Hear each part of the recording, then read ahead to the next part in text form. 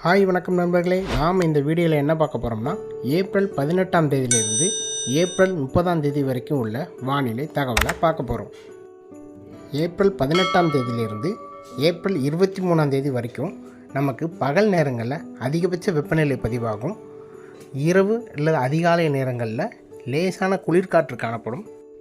கன்னியாகுமரி, திருநெல்வேலி, தூத்துக்குடி, தென்காசி, ராமநாதபுரம், விருதுநகர், புதுக்கோட்டை ஆகிய மாவட்டங்களில் 100 degree Fahrenheit அதிகமாக வெப்பநிலை பதிவாகும்.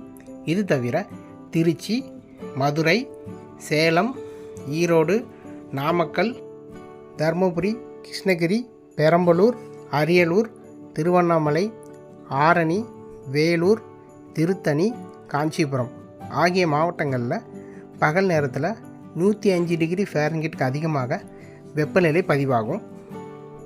ஏப்ரல் 18ஆம் தேதியிலிருந்து ஏப்ரல் 27ஆம் தேதி வரைக்கும் தமிழ்நாட்டில் பெரும்பாலான மாவட்டங்களில் வறண்ட வானிலை பதிவாகும். அதிகபட்ச வெப்பநிலை பதிவாகும். மேற்கு தொடர்ச்சி மலைகளில் மட்டும் சில இடங்களில் மாலை அல்லது இரவு நேரங்களில் லேசான மழை வாய்ப்பு இருக்கும். இது தவிர எந்த மாவட்டங்களையும் பெரிய மழைக்கு வாய்ப்பில்லை.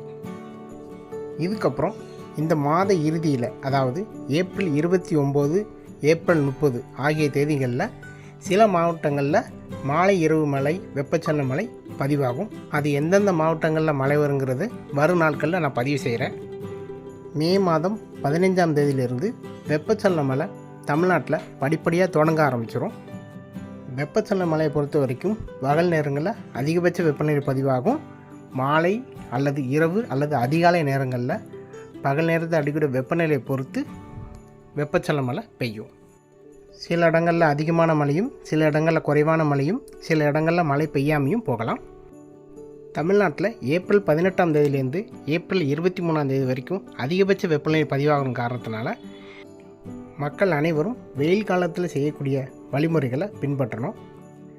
தண்ணீர், மோர் மற்றும் நீர் சத்துக்கள் அதிகமாக உள்ள பல வகைகள் எடுத்துக்கிடணும். காலை 11 மணியிலிருந்து மாலை 4 மணி வரைக்கும் அதிகபட்ச வெப்பநிலை பதிவாகும். சற்று எச்சரிக்கையாக இருப்பது நல்லது. வானிலையை பொறுத்த வரைக்கும் ஒவ்வொரு நாளும் பல மாற்றங்கள் காணப்படும். ஸோ தொடர்ந்து இந்த சேனலை சப்ஸ்கிரைப் பண்ணி வச்சுக்கோங்க.